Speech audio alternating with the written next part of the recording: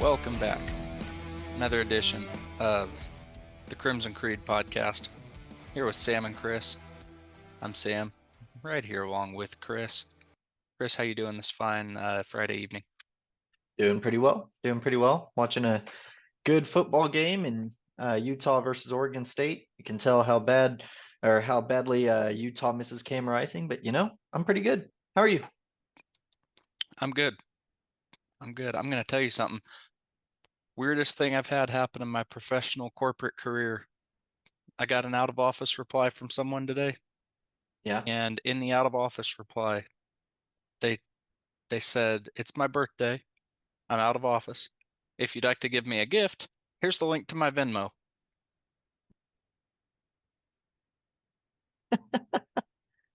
I was pretty caught off guard receiving that one. Can you imagine if one of the higher ups in the company had sent them an email and that's the response they got? Yeah, that would be a little weird. You imagine you're maybe a mid-level manager or something, CEO sends out an email and gets an auto reply. They're like, "Yeah, It I'm reminds not gonna be donating." it reminds me of this one time I was in this mass meeting. It really didn't have anything to do with me, but they wanted me and my whole department to show up, so we did. It was a Microsoft Teams meeting, and the one of the highest people in the company was talking at the very beginning of the meeting, and and suddenly you hear this person come on and Teams highlights whoever's talking, and it says this person just like says, "So it looks like I'm listening, but I'm really not." And all 300 something people in the meeting heard that. And this bigwig said, "Somebody needs to mute their microphone." I think we all felt pain for that person. Boy, no doubt, no doubt. You have something like that happen. It's just it's overlooking something simple. Yep. Um, that's a little bit of where OU's offense struggled on Saturday against Nice transition. You against were just waiting for Cincinnati. that, weren't you? I had this all planned out in my head. Um, but that's where a lot of the stuff I think a lot of the struggles for OU's offense came up against Cincinnati. The thing is, we've got real playmakers, and Hmm. despite the loud cries of a segment of our fan base, we've really got one of the best quarterbacks in the country under center. Yep. Um, there's just times we don't execute the stuff as well as I think we should. I think Jeff Lebby's game plan was on point last week against Cincinnati. Um, just left a little something to be desired in the execution of it, but nothing we can't Exactly. shore up. Um, I'm I'm curious what your thoughts are against this Iowa State team. They've got the third best defense in the Big 12 in terms of yards per game allowed. Um, are we looking at this maybe as a trap game of sorts, with it being the week before Texas, and the way Iowa State's played us before? You know, I'm really not looking at this like a trap game. I talked about some of this in my game preview for the game on the Sooner Pocket, SoonerPocket.com. I posted that yesterday, but uh, Iowa State, they are a very fundamental team. You can always rely on them being very fundamentally sound. And statistically, their numbers look good. And the largest margin of victory we've ever had against them in the Matt Campbell era, ever since the 2016 season, was just last season when we beat them 27-13. Before that, our largest margin of victory was 10 points. I mean, we've had trouble with them ever since Matt Campbell started coaching that team, and that's because they don't get many 4 or 5 star players, but they know how to build them up. They know how to coach them. They know how to make them very solid. That being said, I think this Iowa State team is a little bit overrated in that regard. They they had a great rushing attack for years with players like Brees Hall back there. Right now, they're averaging 85 rushing yards per game. I mean, they went up against an Oklahoma State defense, which, let's face it, Oklahoma State does not have a good team at all, offense or defense. They went up against an Oklahoma State defense and only averaged 2.2 yards per carry. They got 74 yards rushing the whole game. Uh, their pass defense, yeah, it according to ESPN, it says they've only allowed 177 passing yards per game. But I mean, let's take a look at some of Iowa State's opponents here. First game of the season, you've got Northern Iowa. There aren't exactly many top tier quarterbacks lining up to play there. The next game of the season, you've got Iowa, who their offense is a joke in and of itself throughout college football. The next week, you have Miami of Ohio. Then after that, you have Oklahoma State. Oklahoma State was far and away the best passing attack that they've faced. Oklahoma State isn't that good in the pass attack. And despite that, Oklahoma State's quarterback, they actually had one quarterback the whole game, Alan Bowman. He was 23 of 48 for 278 yards. Uh, not a great game, not exactly a good game, but not a horrible game either. I just, OU has gotten so much better, and on offense and on defense, as long as we can establish the run game, I don't see this as a trap game. I think OU is leagues ahead of where Iowa State is now. I don't want to discredit Iowa State, but I just I think we're going to see the first blowout victory against Iowa State in the Matt Campbell era. Well, I hope you're right. I hope you're right.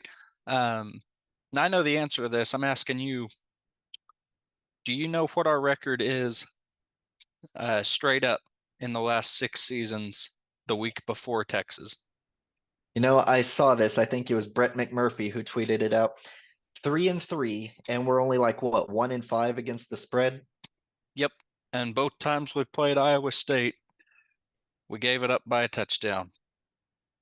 So I'm holding out hope that this time is different. Um, it feels different. I know Coach Venables has mentioned that a lot, that things feel different around the program this year. And I think certainly from the comfort of the living room recliner, things do look different. It seems to be a different team, which is really cool. Um, so that'll definitely be a good one to see.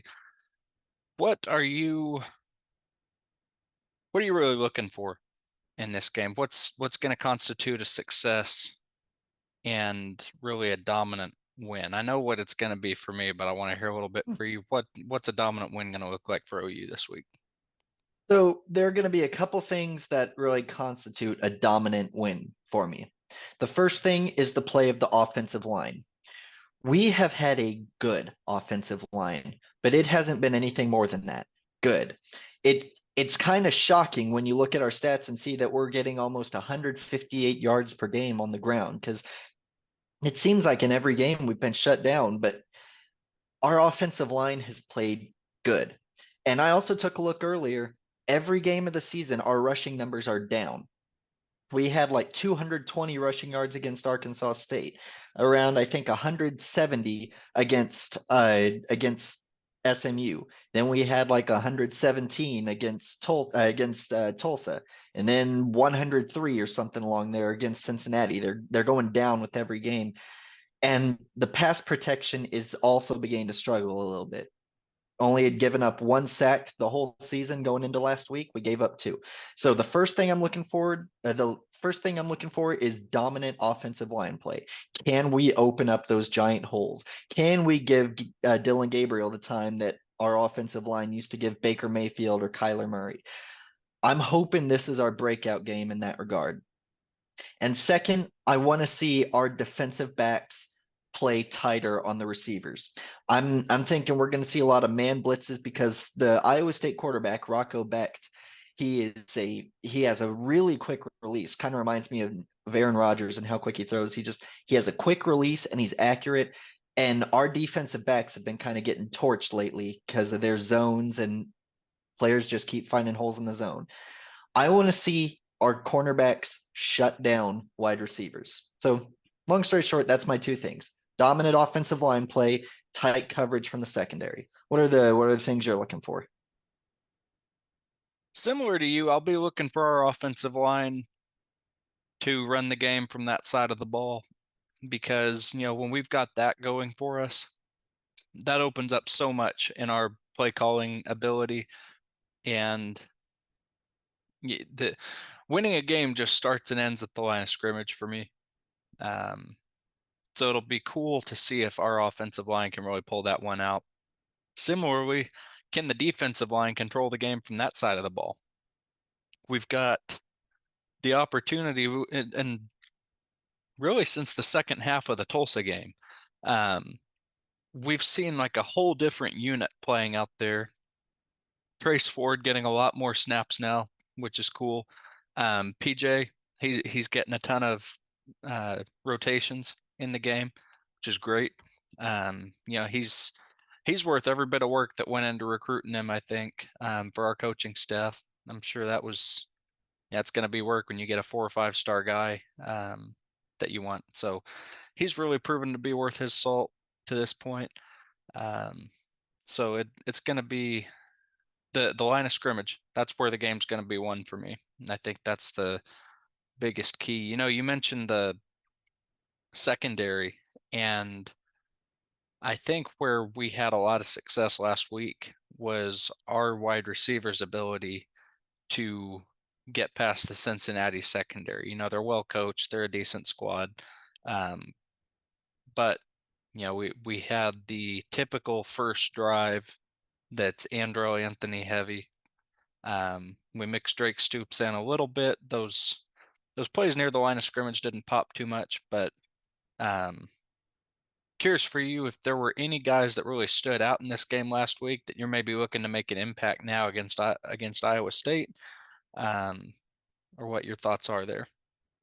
It all falls back to the consistency. Consistency will win you football games 90% of the time. And one of our most consistent players on offense is Andrell Anthony. I don't think he has dropped a single pass this season. This past week against Cincinnati, 7 catches for 117 yards. He only has the one touchdown of the year, but that is not to minimize his performance at all. There was that bomb that Dylan Gabriel threw to him at the end of the third quarter where he was being hugged. It was like you used to play defense. So when we would play football out in the yard, he was hugging Andrell Anthony, and Anthony was still able to find a way to catch that ball. It reminded me of Marvin Mims. Chris, we Remember, real quick, we call that press coverage. That's yeah, just press coverage. Long as I get my head around, I'm in good shape. call it whatever you want. You can't hug a player when they're trying to catch the ball. But do you remember the 2021 game against Texas, that one deep ball that Marvin Mims caught? Not the touchdown, but the one where BJ Foster was in coverage. Yep. It reminded me a lot of that. He knows how to find the ball, and it doesn't matter what's going on around him. He's going to find a way to adjust to it. And he was so consistent in that game. In the game against Cincinnati, in the game against Tulsa, in the game against SMU, he's going to find the ball. He's going to catch the ball. He's going to make moves with the ball. It's just he's done he's done a phenomenal job of becoming the clear number one wide receiver for Oklahoma. And honestly, I don't know how Michigan let him go with the offense that they've been trying to have. Uh, I don't know how they let him go, but I that's don't that's who understand how I he wasn't used, you yeah, know? I know he had some injuries, but he was healthy for most of his time there, and they didn't put him in. But he's been causing nightmares for defenses, and it makes me wonder what your thoughts are on the OU defense and what stuck out with you last week. Yeah, the OU defense, like I mentioned, we've got Trace Ford and PJ Adebawara both playing a lot more snaps now, which is cool. Um, they're really finding ways to control the line of scrimmage. Our defensive line is they're getting better. Um, it's like a switch got flipped in the second half of that Tulsa game. Um, I'm really excited to see it and seeing our secondary be able to go out there make plays. Peyton Bowen, obviously, we've mentioned him 8 or 9 times, I think, in the first 4 weeks on this podcast, but um, he is just annihilating guys there out in coverage. To my knowledge, he hasn't gotten burned yet. I don't remember any plays really where Peyton Bowens got burned on a route. He does a great job keeping everything in front of him. And yeah, our defensive line, that's just where it starts and ends for me. I love a dominant defensive line. My greatest errors of college football, everybody over 50 will tell you, was the Selman brothers at OU. Um, you got to have a defensive line, and we've got that now, which I think is really cool.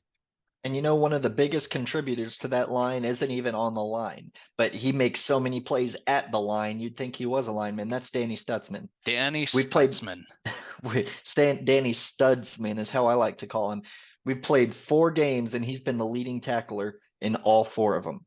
He's fast. He flies to the ball. He makes plays in coverage, but he doesn't miss tackles. That's one of the biggest differences between what we saw with him the past couple of years and what we've seen this year. He doesn't miss tackles, and so he's kind of a defensive lineman who's really helped the line. Is it the Butkus Award that's for the Yeah. nation's top linebacker? Yeah, and I if he continues to play this way, I'd be shocked if he didn't win it. I've seen him getting put on some um, early lists by some sports writers. So it'll be interesting to see as we get past the midpoint of the season, um, where he's kind of fallen there. We talk about defense, and that really segues kind of into the game this week and what OU is going to be up against. Iowa State, they run what's kind of a unique defense, even across compared to the rest of the country. But especially within our conference, it's them and TCU really that run a similar style of defense. Iowa State puts a little variation on it. TCU loves that 3-man front. They adopted it during the Gary Patterson era, and it's kind of stuck. Iowa State really runs what is called the 3-5-3. Um, in contrast to the 3-3-5, on any given play, really, they're going to have 7 or 8 guys in the box. Um, and they rely on kind of the Desan McCullough and Justin Harrington type players that have a bit of size, kind of that cheetah type position where they can tackle, they can pursue a runner, right? They're sizable enough to get in there at the line of scrimmage, but at the same time, they've got the speed, they've got the acumen, the awareness to be able to cover. And they run that really well, that 3-5-3. It's a very odd defense to play, I think, for an offensive line, um, because you're looking at 7 or 8 guys there in the box, and maybe only 3 or 4 of them end up rushing you, but you're having to prepare for a decent chunk of them. They could come in at any play. It makes it hard to really establish a rhythm for running. But that said, it relies a lot on zone. Iowa State runs a lot of zone defense out of that cover 2 and cover 3. And I feel like I go back to this every time, every week. But our receivers, they've got the speed, they've got the strength between Nick Anderson, Andrell Anthony, and Drake Stoops with his size, his maneuverability. We really do a good job at finding little pockets of air um, in defensive zone coverages. So that's going to kind of be our spot there. Their defensive line is nice.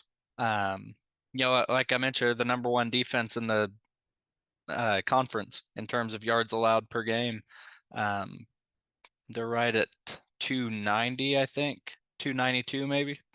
Um, and they give up the 3rd fewest points of any team in the Big 12. It's hard to do that without a stout defensive line. So they're going to make some plays. I think OU's offense there is going to have to really be intentional and be aware on the line. Our offensive line, it's a younger group. They've had some trouble meshing a little bit the first 4 weeks of the season. Not perfect, they're not bad. Um, but it's going to give them kind of a unique challenge in that regard, I think. Iowa State's defense will. Um, what are you seeing as we look to their offense? What are the things OU's defense needs to be on the lookout for? The main thing OU's defense needs to be on the lookout for can be summed up in 2 words. Rocco Becht. He is their starting quarterback this year after the Hunter Decker's gambling scandal. And myself included, a lot of the country did not see Iowa State having a good quarterback this year because Hunter Deckers was okay at best, and he was going to be the starter over Rocco Becht. If a quarterback who, if you can't beat out someone who's okay at best for the starting quarterback job, it makes you wonder how good you actually are. But he's played good football. He's been consistent. He's been making it look easy in a lot of regards, and it's honestly made me question Matt Campbell's decision to not start him as long as he's had him. But Iowa State, they like to try and mix up where they're going with the ball. It's going to be the exact same type of Iowa State offense we've seen the past few years. Very tight end heavy, a lot of play action, a lot of run game, a lot of throwing the ball. It just you don't really know on any given play what's going to happen except for one thing. The tight ends are going to be involved. This season, through the first 4 games, Iowa State has had 12 different players catch a pass. Of those 12, 5 were tight ends. We remember the nightmare days of Norman native Charlie Kohler torching our defense. Thankfully, he's gone, but that doesn't mean that Iowa State has lost their ability at tight ends. They still have a lot of them, and they're still really good. They still get them involved a lot. But Rocco Becht, I kind of talked about this earlier. He has a really quick release and he is accurate with the football. He doesn't take too many downfield shots. When he does, he's not too accurate, but 90% of his passes are 5 to 15 yards down the field. And he hits his guys in the chest almost every time, especially his receiver, Jalen Knoll. Knoll is a speedy guy with reliable hands, 20 catches for 202 yards on the season so far. He's been a good replacement for Xavier Hutchinson, who they lost after last season. Uh, they have a good, consistent offense. Now they make mistakes. They make mistakes and they cannot run the ball to save their life. I mentioned earlier, Iowa State right now coming into the game, they're averaging 83.3 yards per game on the ground. They are not running the ball well at all. And we know our defensive line is going to eat that up. Our defensive line has just been playing on a different level. I think so far this season we've allowed 2 runs of 20 or more yards. One of them was last week, Cincinnati's quarterback Emory Jones on 3rd and 19, which I have thoughts about. But the other one being that big run SMU had where Key Lawrence forced a fumble at the end of it. Uh, we shut down things at the line of scrimmage, so our defense is going to eat that up. But Rocco Becht, he has a quick release, he's accurate, and they do a lot of short curl routes, a lot of inside routes that against the zone defense that Brent Venables likes to run, those can eat you alive. So that's what I'm looking for with the Iowa State offense tomorrow. I'm looking to see, are they going to be able to continue to execute? Will their offensive line be able to stop OU's pass rush, which has significantly improved the past couple weeks? Will they go into a max protect scheme to try and buy Rocco Becht some time because he doesn't hold on to the ball for long? He just gets it out. All of those, I'm interested to see how Iowa State handles tomorrow in Norman. Well, I don't think Iowa State handles much tomorrow at 6 p.m. in Norman. Um, OU covers. I think we go over the 48.5 point over under.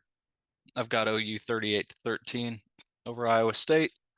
Give up a couple scores here and there, but um, yeah, 38-13 OU. How do you see this one shaking out when the final seconds tick off? 49-10. I think I think Jackson Arnold is probably going to get some play time in the second half, probably closer to like the beginning of the fourth quarter or pretty nice time into the fourth quarter. But I think this is the most dominant OU football team we've had since Kyler Murray. Dylan Gabriel, people have been criticizing him, but he really has just been incredibly consistent. Yeah, he missed a deep ball or two last week. He missed some easy passes, but overall in the year, he's throwing at almost 80% accuracy. He's only thrown one interception, which I don't think that interception should have stood because it was very clearly pass interference. Oregon State just scored a touchdown, go up 14 to nothing. But he's been throwing very accurately. He's been throwing consistently. He hasn't been making any mistakes.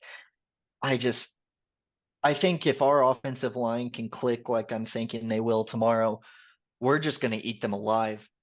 And I don't think they have the offense to consistently do well against our defense. I'm thinking it'll be like the Tulsa game where we shut them down for all but like 2 or 3 drives of the game.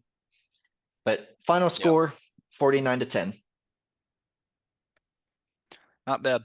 Not bad. 49 to 10, 38-13. I think both of those um would have most of Norman very Pretty happy. happy. Yeah. As we look across the rest of the slate of games tomorrow, I think one that jumps out as a potential upset, um, team to keep an eye on at least is Colorado against USC. I've got vibes of this one going like the 2016 OU Texas Tech game. Baker and Pat Mahomes. I think the team that gets the ball last is going to be your winner. If that's USC, then USC wins. And if that's Colorado, I think Colorado's your winner. Whoever gets that ball last. Also on upset alert tomorrow, dum dum dum, Kansas going into Austin. Daryl K. Royal, both teams 4-0. Lance Leipold, you know, he's in discussion right now for the Michigan State job. I know him and um, there's another coach I'm not remembering the name of at this moment, but they've emerged as like the top two candidates allegedly for that job. So see how that Mhm. goes. Any other games sort of sticking out to you tomorrow? There are a few like Florida versus Kentucky. Kentucky is actually favored in that one, so the ranked Florida team winning would technically be an upset, but I think Florida's going to find a way to pull that off. Florida's Michigan, terrible. they're certainly not great. Michigan versus Nebraska should be a blowout. Should be a blowout. But Matt Rule always seems to find a way to play against good teams. So we'll see what happens there. Uh, South Carolina versus Tennessee. I think South Carolina is being seriously overlooked right now. I'm actually betting on them to beat Tennessee because Joe Milton, he's proved to be very inconsistent against better defenses. I tell you something about the USC game and the Texas game. The last the last 2 times Kansas has played in Austin, it has been an instant classic of a game. 2019, Kansas goes into Austin. I think they had like one, maybe 2 wins on the season at that point. Texas has to beat them on a game winning field goal. This is the same Texas team that almost beat Joe Burrow and LSU that year, that LSU won the national championship. With like 2 seconds left in the game, it was 48 to 47 Kansas. And they ended up getting the walk-off field goal. Then the last time they were in Austin, Kansas wins in overtime, 57 to 56 on a 2-point conversion, and Jalen Daniels was the quarterback. I just they always seem to find a way to make it good. So I think I think Texas wins. I don't think they win by much. I think they win like 38-28, but we'll see. And the USC game, I get what you're saying, but I don't think Colorado has the ability to keep up with USC. Caleb Williams is just too good, and that Colorado defense is not very good. If Colorado has Travis Hunter, maybe they can keep up with USC on offense, but USC on defense leads the country right now in tackles for loss and quarterback pressure, I believe. They're doing pretty well against a Colorado team that isn't equipped to go toe to toe with a top 10 team for 4 quarters. I think you might see it be close for a bit, but I think USC ends up winning by 3 or 4 scores. Well, that's fair. That's fair. That's not a bad read on things. What's on your menu this weekend for football? Well, for any Chicago listeners, I'm going to be at this place down by Wrigley Field. It's called Rizzo's Bar and Inn. They have some really nice food there. There's an OU club that watches the game there, whatever the game is of the week every week, and so I'm going to be there with my fiance Hannah, right off the Addison stop on the Red Line. Uh, you should, if you're in Chicago or that area, you should check it out. Or if you're ever in Chicago, you should check it out. But I'm just gonna see what they have. I might get some nachos. I know they have a lot of those. But I don't really know. I haven't thought about too much. What about you? Man, it's gonna be Cane's chicken for me. I love me some Love me some Canes. Cane's. There's actually a Canes like a block away from that Rizzo's place. Well, there you go. You can have the best of both worlds. Um, can't get much better than that. Thanks for listening. Crimson Creed Podcast. I'm Sam. This is Chris. Make sure to check out Chris's podcast, Chris's blog, Sooner Pocket. That is at www.soonerpocket.com. Great content there, great reviews. And make sure to follow us here on YouTube. Like and subscribe the podcast. And we'll look forward to seeing you next time. Boomer Sooner. Boomer Sooner.